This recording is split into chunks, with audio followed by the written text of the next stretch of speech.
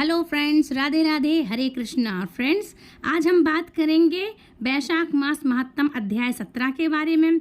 कल वीडियो नहीं आ पाई थी, उसके लिए माफ़ करना, क्योंकि कल अक्षय तृतीया का दिन था। तो बहुत से ऐसे कार्य होते हैं जो हमें करना होते हैं, और कुछ मंगलमय कार्य होते हैं जो अवश्य ही करना होता है, चाहे कुछ हो या ना हो। इसलिए कल के लिए माफ़ी मांगूंगी। और मेरी वीडियो का टाइम निश्चित नहीं होता है, इसलिए प्लीज़ मेरे चैनल को सब्सक्राइब कर लें ताकि आने वाली नोटिफिकेशन सबसे पहले आप तक पहुंच जाए। अब सुनेंगे सुंदर सी कथा, लेकिन कथा के अध्याय के पहले हम एक प्यारी सी राधा रानी के बारे में कथा सुनेंगे। तो शुरू करते हैं। कहानी जैसे कान्हा जी ने अपने सच्चे भक्तों पर बहुत जल्दी प्रसन्न हो जाते हैं और उनकी पुकार सुनकर वह दौड़े चले आते हैं, उसी तरह राधा रानी भी अपने भक्तों की पुकार जरूर सुनती हैं। एक बार की बात है, एक सेठ जी थे और एक गांव में रहा करते थे। भरा पूरा परिवार था उनका। वह बहुत धनी थे।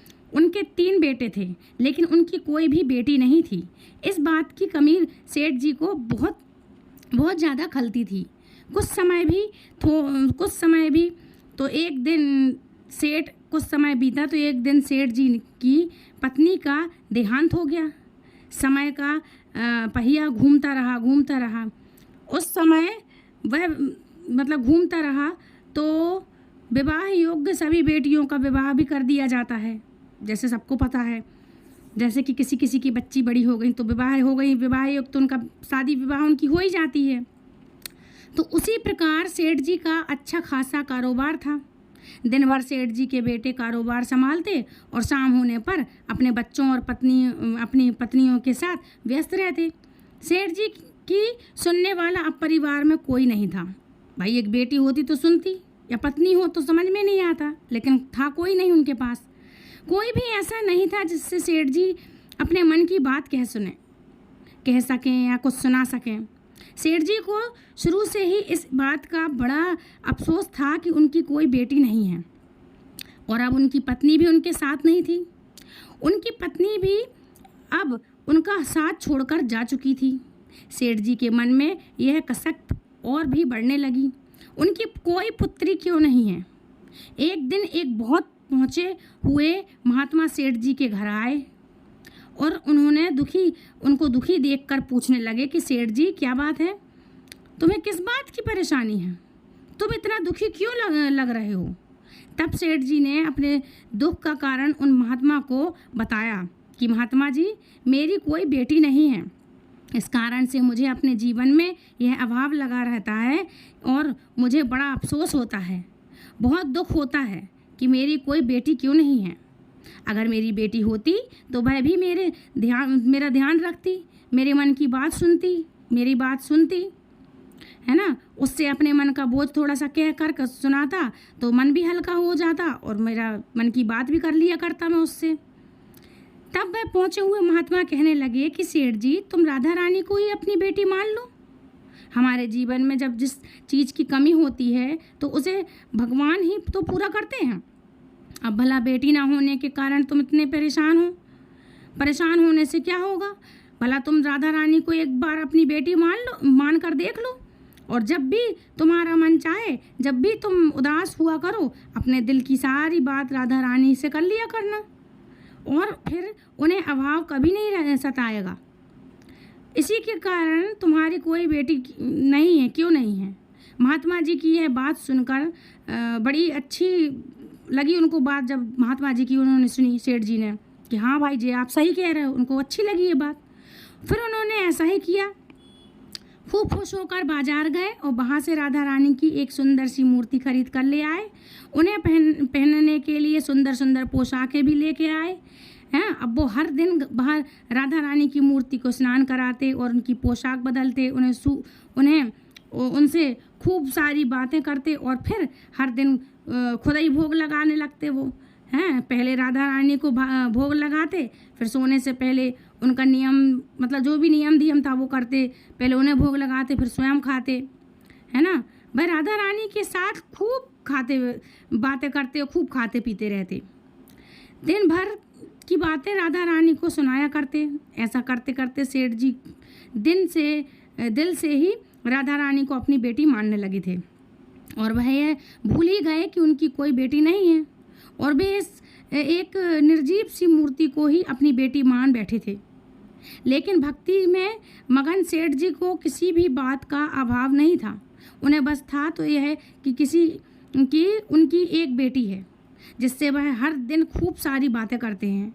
अब जब तक सेठ जी दिन भर राधा रानी से बात ना कर लें या उनकी पसंद का भोजन राधा रानी को ना खिला दें, उनका मन ही नहीं लगता था। जब तक वह उनसे बात नहीं कर लेते तब तक उनके मन को बड़ी बेचैनी रहती। बहुत सारी बातें करने के बाद, अपने दिल की सारी बातें कहने के बाद उनके मन को सुकून आया करता था।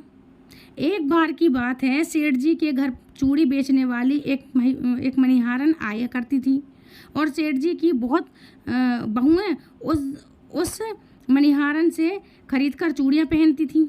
एक दिन वह मणिहारन चूड़ी बेचने के लिए सेठ जी के घर आई। तब उसने सेठ जी की तीनों बहुओं को उनकी पसंद की चूड़ियाँ पहनाई। मणिहारन सेठ जी के घर पर बैठी हुई थी। सेठ जी की तीनों बहुएं तो चूड़ियाँ पहनकर चली गईं। उनके ही सामने एक छोटी सी कन्या आई और मणिहारन से कहने लगी कि मुझे भी चूड़ियाँ पहना दो। खूब सारी रंगी बिरंगी चूड़ियाँ हैं। चूड़ी वाली ने सोचा कि शायद सेठ जी के घर पर कोई मेहमान आया होगा, उन्हीं की यह चूड़ियाँ मंगने आई है उनके यहाँ से। ये कन्या वहीं की ये कन्या होगी, उसी के घर की।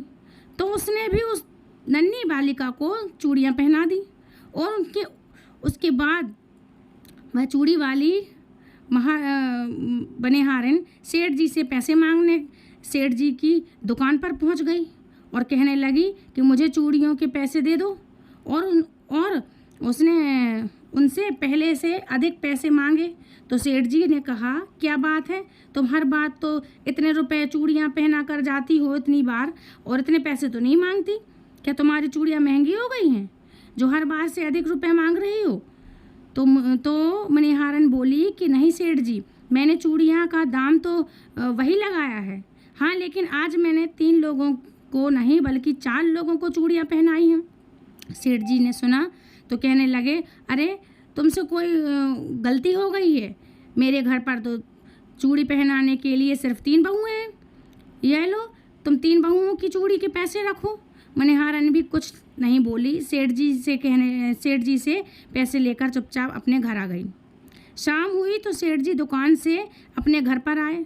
आकर उन्होंने सबसे पहले राधा रानी को भोग लगाया और फिर हर बार की तरह इस दिन भर की सारी बातें बताईं और राधा रानी से बताकर और वो सो गए। उस रात सेठ जी के सपने में राधा रानी आ गई और बोली, बाबा आपने चूड़ी वाली को मेरी चूड़ियों के पैसे क्यों नहीं दिए? जब आप मुझे अपनी बेटी मानते हो तो फिर बताओ मुझे आपने मेरी चूड़ियों के पैसे क्यों नहीं दिए?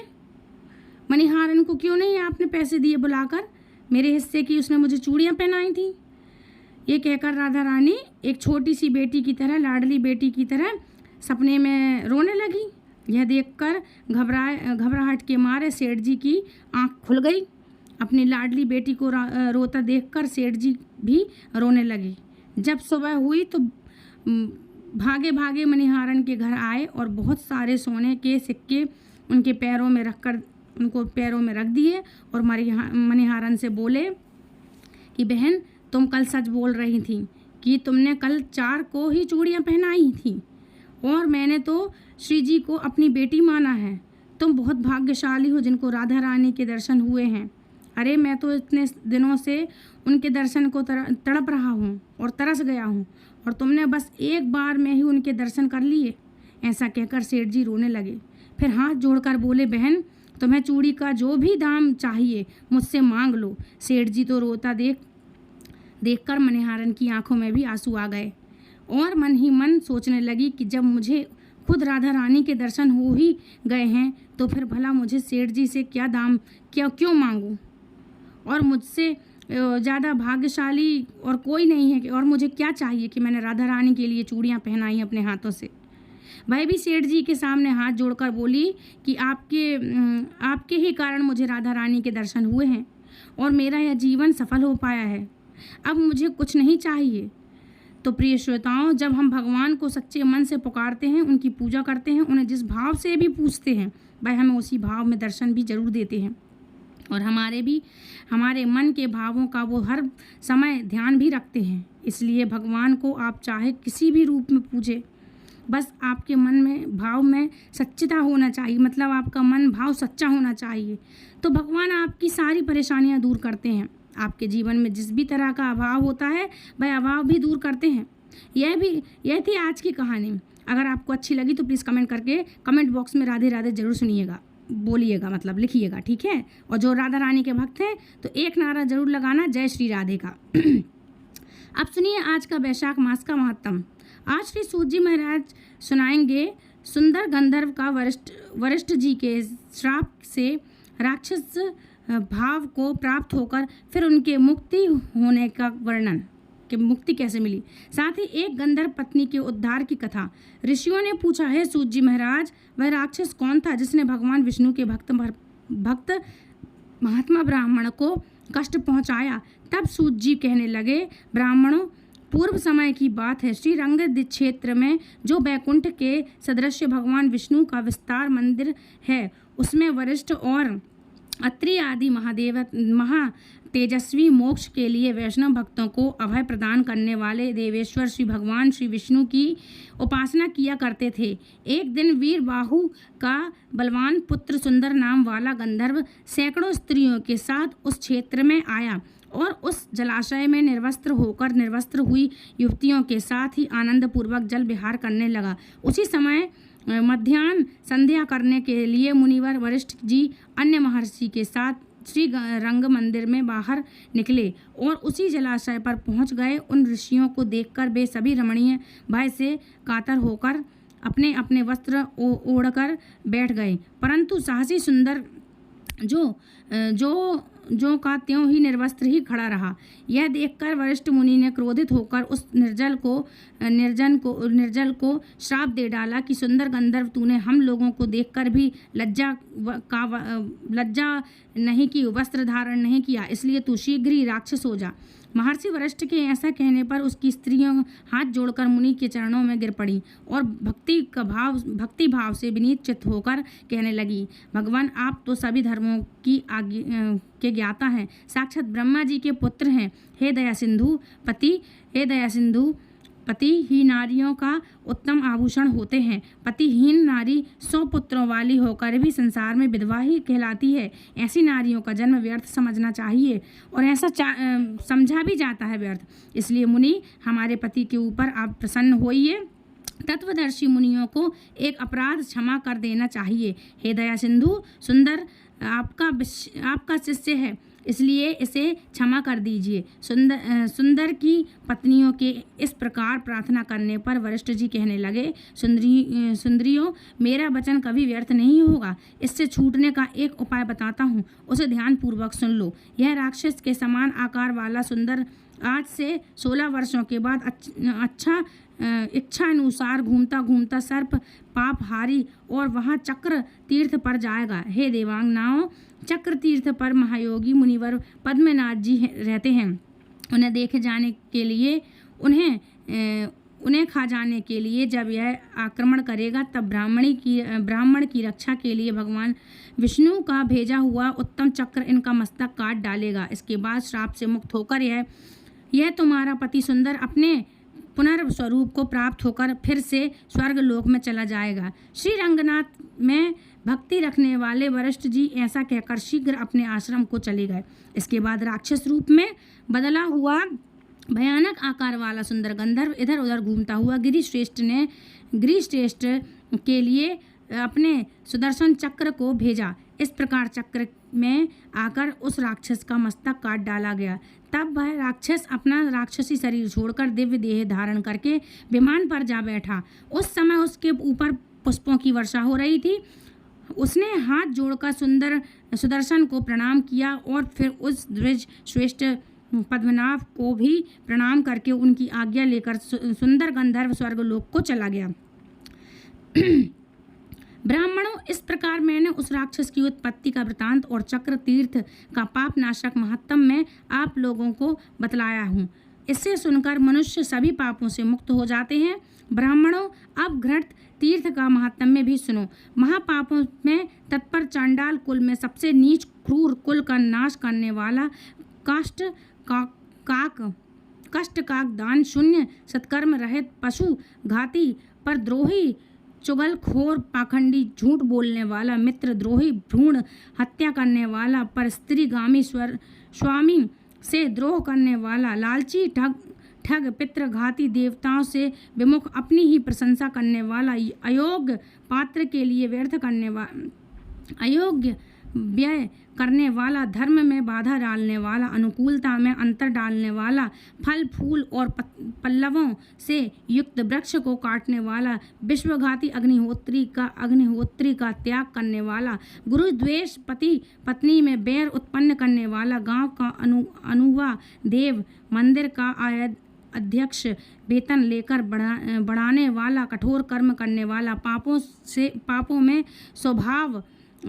स्वभावतः रद्द करने वाला, अनजाने में या फिर जानबूझकर दुष्कर्म करने वाला, इन सभी प्रकार के पापियों को परम मनोहर घृण तीर्थ अपने में स्नान और जलपान आदि करने पर पवित्र कर देता है। इस विषय में एक प्राचीन इतिहास सुनाऊंगा जो सभी पापों का नाश करने वाला है।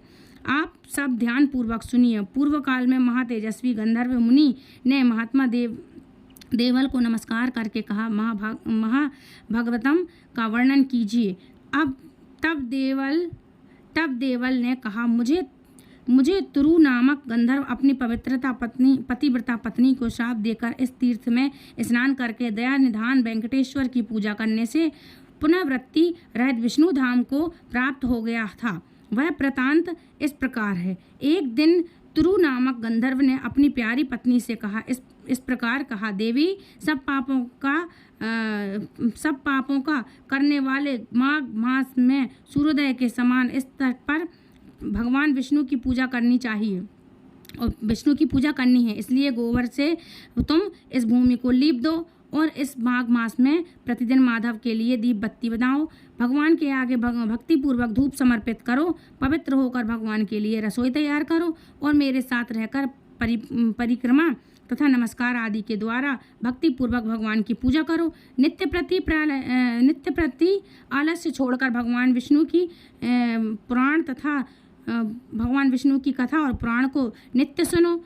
नित्य सवेरे स्नान करके यत्न पूर्वक श्री हरि का चरणों तक पान करो। श्री कृष्ण, श्री मुकुंद, नारायण, जनार्दन, अच्युत, आनंद और विश्वात्मक नामों का सदा कीर्तन किया करो और क्रोध तथा लोभ आदि का परित्याग करके व्रत के नियमों का पालन करो। इससे तुम्हें भव बंधन से छुटकारा मिलेगा और सनातन विष्णु धाम की प्राप्ति होगी। स्वामी का ऐसे कथन सुनकर के गंधर्व की उस प्यारी पत्नी ने क्रोधित होकर उत्तर दिया, आर्यपुत्र, माघ के महीने में तो बहुत सर्दी पड़ती है। उस समय प्रातःकाल जब सूर्य का तेज भी बहुत मंद रहता है, सूर्योदय काल में भला कोई कैसे स्नान करेगा। माघ में उस समय ठंड बहुत होती है। इसलिए आपके बताए हुए यह सब कार्य तो मुझसे बार बार नहीं हो सकेंगे। इसलिए प्रातःकाल में मैं आपके साथ स्नान नहीं करूंगी, क्योंकि अधिक सर्दी पड़ने से अगर मेरी मृत्यु हो गई तो उस समय आप तो मेरी रक्षा करेंगे नहीं। पत्नी की यह बात सुनकर तुमुरु ने सोचा कि धर्म विरुद्ध चलने वाले पुत्र को, अप्रिय वचन बोलने वाली पत्नी को और ब्राह्मण तथा ईश्वर को न मानने वाले राजा को तत्काल ही श्राप के द्वारा दंड देना चाहिए। इस नीति के वचन का विचार करके गंधर्व ने अपनी सद पत्नी को इस प्रकार श्राप दे डाला। अरे वाह मूर्ख, 100 वर्षों का पाप नाश करने वाले परम पुण्यम वेंकटेश्वर पतिदेव की यह बात सुनकर यह गंधर्व वल्लभा उनके चरणों में गिर पड़ी और प्रार्थना करने लगी। तब तुमर ने उस श्राप से मुक्त होने का यह उपाय बताया। अपनी इंद्रियों पर विजय पाने वाले परम तपस्वी महाभाग्य मुनि जब महातिथि पूर्णिमा को परम उत्तम घृत तीर्थ में जाकर स्नान करेंगे और उसी पीपल के वृक्ष में के समीप बैठकर शिष्यों को घोड़ तीर्थ का महत्व में बतलाएंगे। उस समय पीपल के ठेले में ही एकाग्रचित होकर जब तुम मोक्षदायक घृत की तीर्थ का महात्म सुनोगे तब सभी पापों का नाश करके मेरे साथ आ मिलोगे। गंधर्व के ऐसे कहने पर उसकी धर्मपत्नी चुप हो गई। स्वामी के श्राप से उसने मेढक के शरीर में प्रवेश किया और धीरे धीरे शेषा चल पड़ी। शेषा चल के शिखर पर घृत तीर्थ के दक्षिण दिशा में उस पीपल वृक्ष की खोज में जाकर रहने लगी। उसके बाद किसी समय अगस्त्य जी मनोहार वहाँ उन्होंने नियम पूर्वक स्वामी तीर्थ में स्नान करके बारह स्वामी को नमस्कार किया। इसके बाद उस तीर्थ के दक्षिण वेंकटेश्वर जी के मंदिर में जाकर वेदों के द्वारा जानने योग्य विशाल नेत्र वाले सनातन देव दया निधान श्रीनिवास जी को नमस्कार कर अपना सिर झुकाया। उसके बाद वे घोड़ तीर्थ में गए और वहाँ शिष्यों के साथ उस श्रेष्ठ तीर्थ में स्नान करके उसी पीपल वृक्ष की छाया में जा बैठे। उस समय उन्होंने शिष्यों से भक्ति पूर्वक घृत तीर्थ का पवित्र महात्म्य में वर्णन किया, जो ब्रह्म हत्या का नाश करने वाला तथा सभी मंगलों और समस्त संप्रदायों को देने वाला है। उस महात्म्य को सुनकर वह मेढकी पहले की तरह गंधर्व पत्नी के मनोहार स्वरूप को प्राप्त होकर योगी अगस्त्य जी के चरणों में गिर पड़ी और कहने लगी, योगियों में श्रेष्ठ हे दयानिधान अगस्त्य जी, मेरी रक्षा कीजिए। ब्राह्मण में पति के वचनों से विरोध करने वाली स्त्री हृदया करके आप मेरी रक्षा कीजिए। अगस्त्य जी बोले, देवी तुम्हारे पति की बुद्धि बड़ी तीक्ष्ण है। उन्होंने जो रोष में आकर तुम्हें श्राप दिया है वह पति के वचनों का विरोध करने वाली तुम जैसी स्त्री के लिए उचित ही है। जो स्त्री पति के वचनों की अवहेलना करके अपनी इच्छा के अनुसार व्यवहार करती है वह जब तक चंद्रमा और तारे रहते हैं तब तक घोर नरक में निवास करती है। स्त्रियों के लिए स्वतंत्रता उचित नहीं है।